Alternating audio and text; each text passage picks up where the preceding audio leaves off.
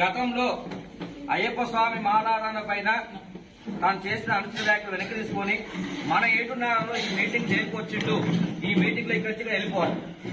Meeting ఏమంటారు స్వామి? ఇక్కడ ఎవరెవరు బాధపడరో వాళ్ళందరికీ క్షమాపణలు. ఒక వాక్యం, గతంలో నేను మాట్లాడిన మాటలను కూడా వెనక్కి తీసుకుంటున్నాను. రెండో వాక్యం. మూడోది, దానికి నాకు శిక్ష పడింది, జైలుకు వెళ్ళొచ్చాను, 2,60,000 నష్టపోయాను, 3 రాష్ట్రాల్లో కేసులయ్యాయి, 1,200 పోలీస్ స్టేషన్లో కేసులు భరించాను, నా భార్య పిల్లకి దూరంగా ఉన్నాను.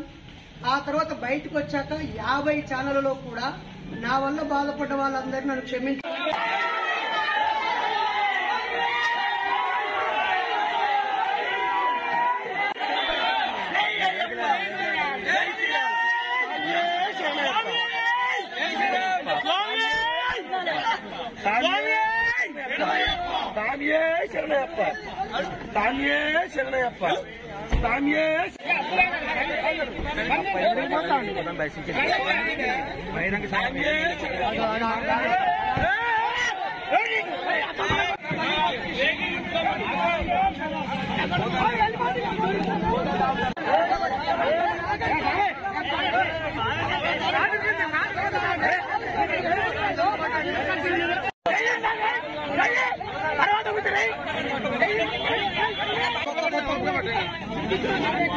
ఎందుకు పోతుకున్నా ఎందుకు ఇప్పుడు ఈ సాయం కవర్ బాధ్యత